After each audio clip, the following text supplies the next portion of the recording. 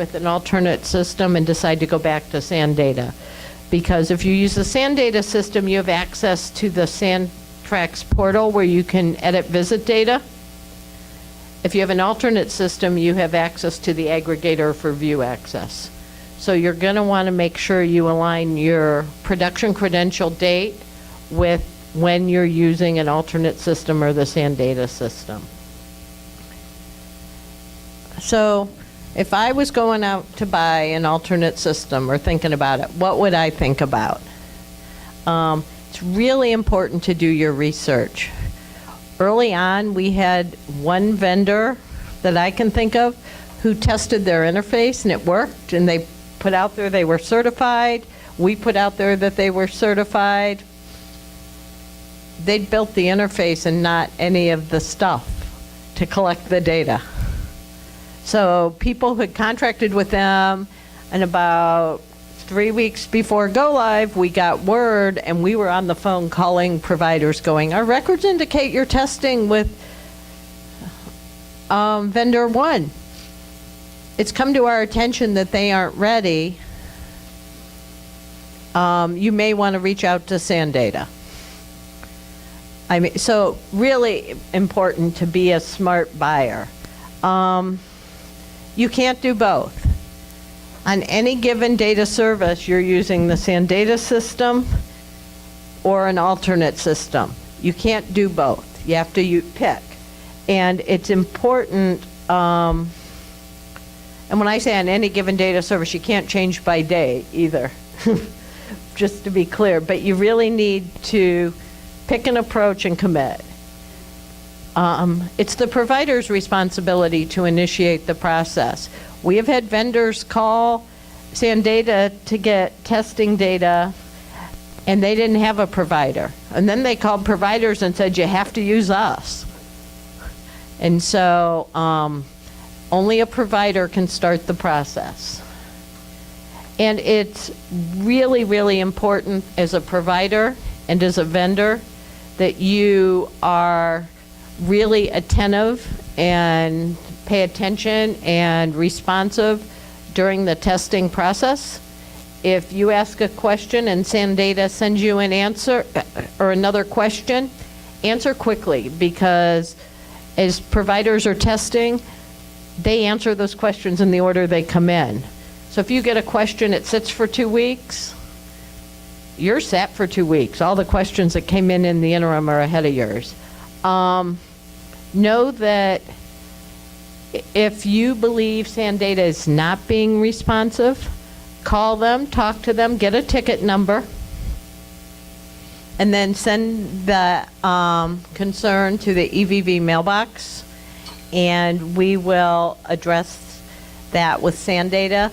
They record phone calls, they keep written documentation, and we take it seriously if somebody comes to us and says that they can't get their interface certified because SAN data is not being responsive. We do that research. In most cases, I'm not going to say all, SAN data's documentation indicates that they responded quickly, but there were gaps on the provider or vendor side. And so, and then remember, we can require recertification as we deem necessary. We can add data elements to require data elements. We are going to do it, I hope we're not doing it again for a long time, but as we add additional functionality, that may be a factor. So phase 2 is currently in the development phase, and that's DODD services, aging services, and Medicaid managed care, including MyCare. So there is some new stuff related to that. And we already know there will be a phase 3 that includes self-directed services. And so there will be new stuff, almost certainly related to self-direction. So if you start down the alternate system path, you've taken on that obligation for as long as you're using the alternate system to update when we update.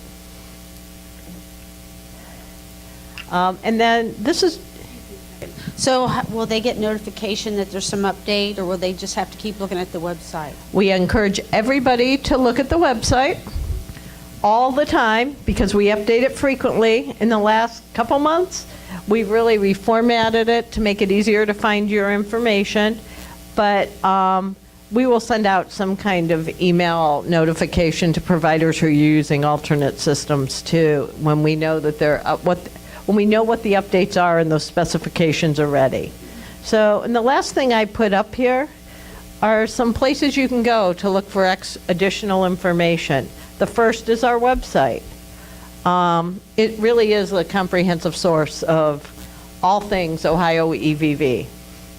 The EVV mailbox is the place you should send almost all your EVV questions. And Christy and her unit manage that mailbox. They respond within 24 hours. And any question about the program or SAN data or how the system works would go there. And then the third address I put up there is the EVV policy mailbox. And that mailbox is for policy questions. And I'm always trying to think of examples because everybody thinks different things are policy. Probably the best one that's come up a lot lately is why are units calculated the way they are? It's not really about how EVV works. If it's about words in the rule, it might come there is maybe a good way to think about it. Or words maybe even in the business rules. But if it's about, I can't get your devices to work, tell Christy, don't tell me.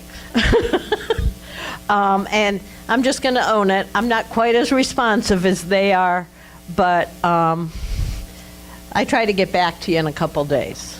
I'm a staff of one, though. She has a person. So, do you have questions? Uh-huh.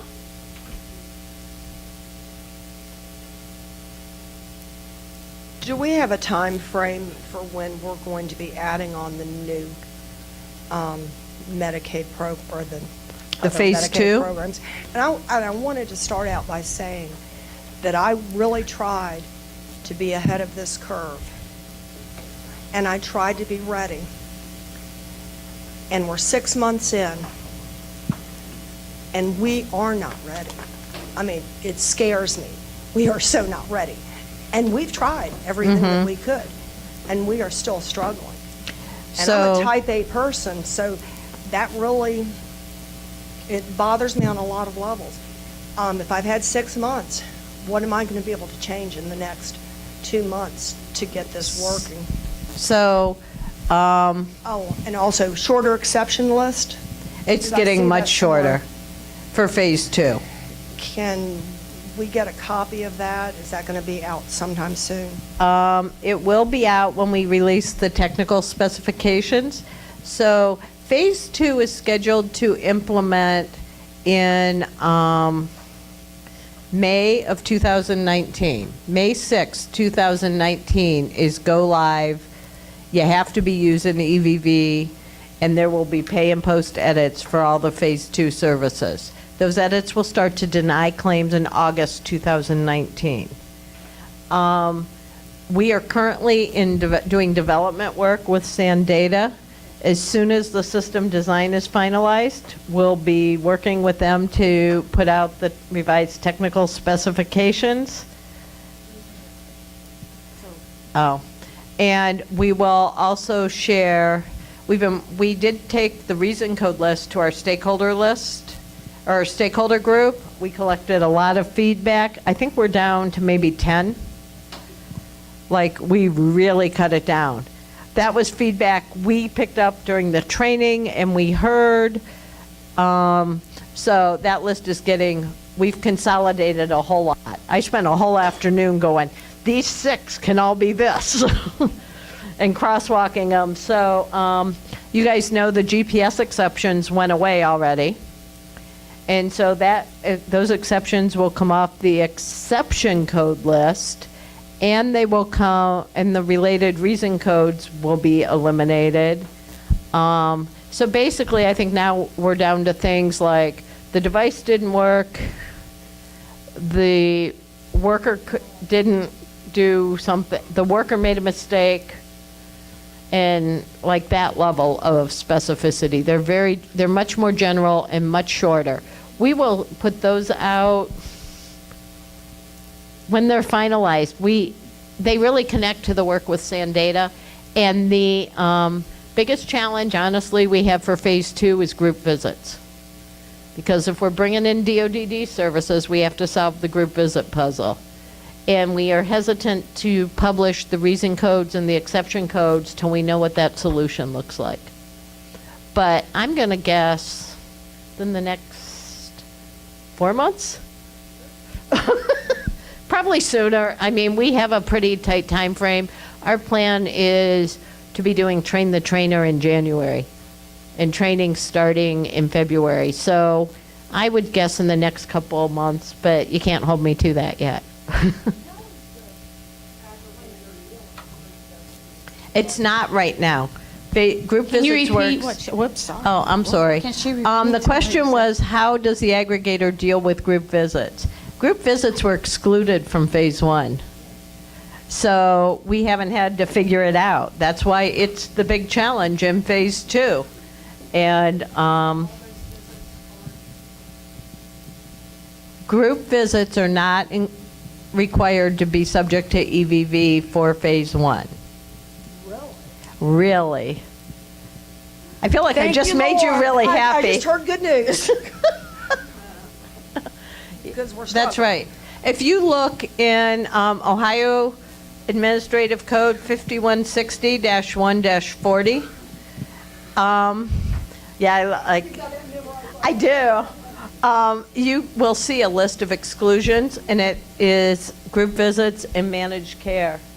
It also lists visits for people expected to get services for less than 90 days. We shared a medical assistance letter yesterday at the stakeholder meeting, and that's up on our website. That 90-day exception does go away, starting in August. But otherwise, the rule's a pretty good source of what's in and what's out. And now you just have to read it in conjunction with that medical assistance letter.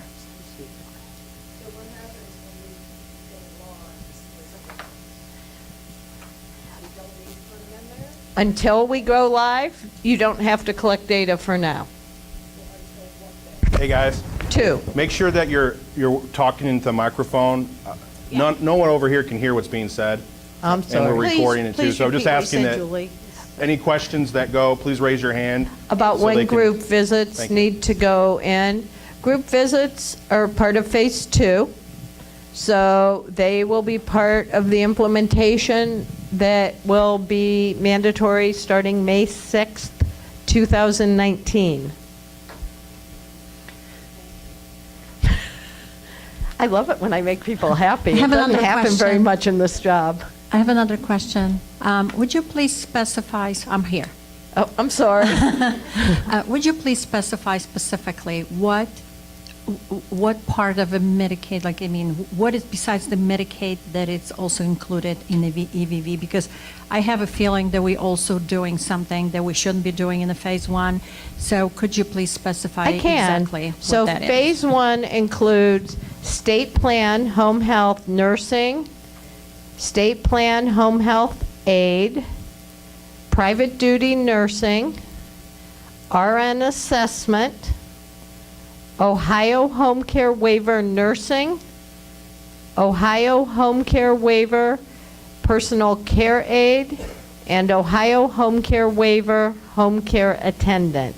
That list of, and only in fee-for-service and not group visits. And that list can be found on our website.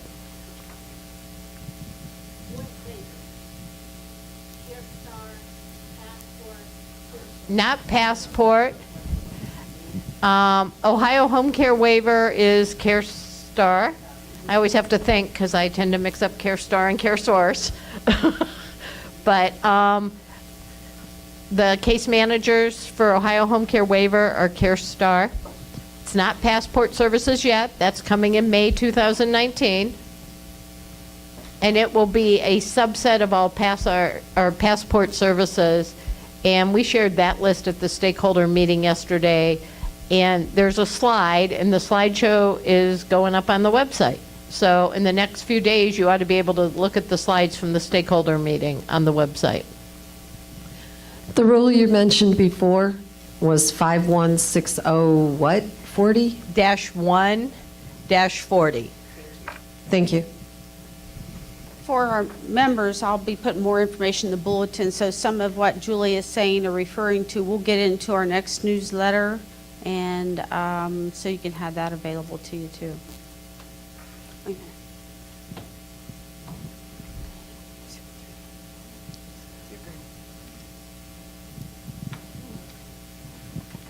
Hi.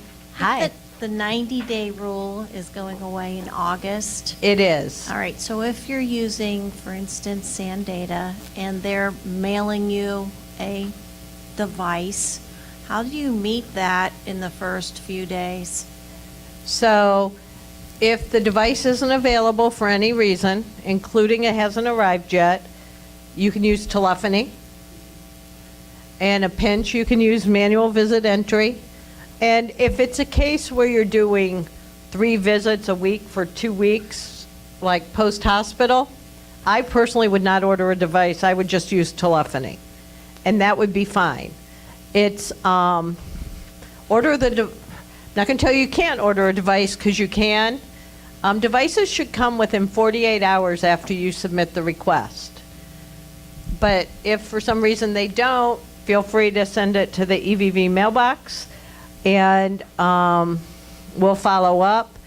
But if you're only doing 2 or 3 or 5 or 6 visits, I would use telephony to record those visits. I wouldn't request a device, and I think Christy would say the same thing. Anybody else? What you just said applies really in any situation where the device is not available, Correct. Not just if it's a new individual, but if they lose it, or if the charger's not working, or any of those cases, correct? Absolutely. Okay. That's one of the reasons we needed alternatives, right? Because that's all happening. I mean, I personally read that somebody keeps it in their doghouse. In our last meeting, when you were here, you say that the patients have a choice. If they don't want to use the device, we can use telephony, because we have a lot of psych patients that are throwing the device away and are not using it. So we are just using telephony. Are we fine? You are fine. I would document why you're using telephony in your medical records. I would also point out that the other thing that's in that medical assistance letter is that on August 1st, you will be able to load an app onto a device owned by the provider or the worker, and that is an alternative for the device. Starting in August, it's called SandTrax Mobile. Yeah, SanData Mobile. Yeah, don't download it before August 1st. It won't support Ohio. So do we do that on every visit, or just initially on the EMR, we just say that the patient chooses to use telephony? I'm personally an over-documenter. I would probably write it down on every visit. Okay. Just because if an auditor pulls a sample of visits, you want it to be clear. If it's a waiver consumer, you can work with the case manager to see if you can get it documented in the care plan. That's an alternative also, but it needs to be documented. So with the telephony system, whose number do you use? Which is the preferred phone number, the aide or the nurse or the client's phone? So when you set up an individual or a client in the SanData system, you have the option to enter a phone number. Yes. You can enter whatever phone number you want. Okay. If a phone number is associated with more than one client, you will have to enter the client ID assigned by the SanData system when you make the call. But we were intentionally non-specific. So the aides and the nurse can use their phones instead of the client's? They can. Okay. I just want to add to what you said. We do have multiple employees that will use their cell phone to call in because the clients lost their phone or the charge, didn't charge it. But we do have, it'll come up like 3 or 4 entries. Will that be something that'll be eventually fixed? Like if the employee uses their phone, they'll clock in, but then when they clock out, it shows 3 different entries. So I have to go and clear those to like eliminate them and then just keep the one. So if the phone number's not associated with the client, those exceptions will pop up. Because the system doesn't have a way to know who the client is if it doesn't know who the phone number is. If we have a patient on a waiver program, however, for example, Passport, and we have to bill a part of the visits for the G code and part of the visits for the T code, should we still include these people that we bill under G code into the EVV, even though they're under Passport? The state plan services that people enrolled in DODD waivers or ODA waivers are subject to EVV. And you actually have to make sure the visit matches the length of time, and EVV matches the length of time you are billing. After phase 2, you will have to split that visit, and you can do it in a couple ways. You could use the device to record the whole visit, then a manual entry could change the out time on that visit and create a second visit, or the worker could log out and log back in at the point in time they switch the billing. So there are some different ways you can handle it practically once we get to phase 2. But you do have to use EVV for anything you're billing under state plan. And in most cases, the easy way to think about that is you send in your claim to the Department of Medicaid.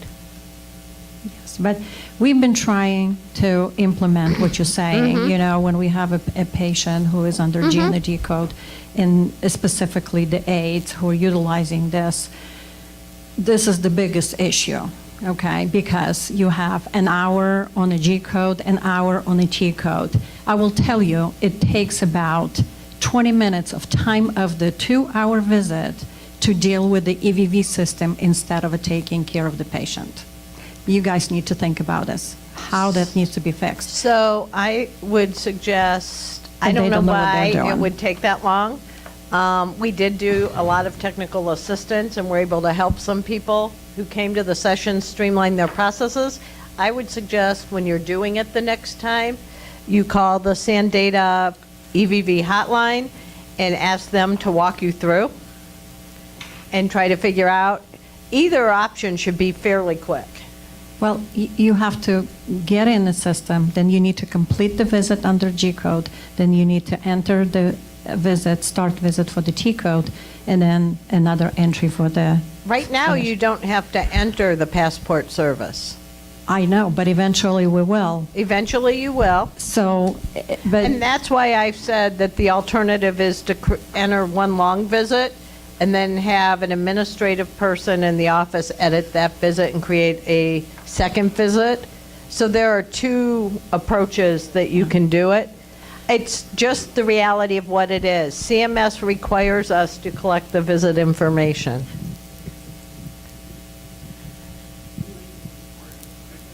Oh. Okay, so let's talk about Medicaid requirements for a 2-hour break between different kinds of aid services. I'm going to cut you off.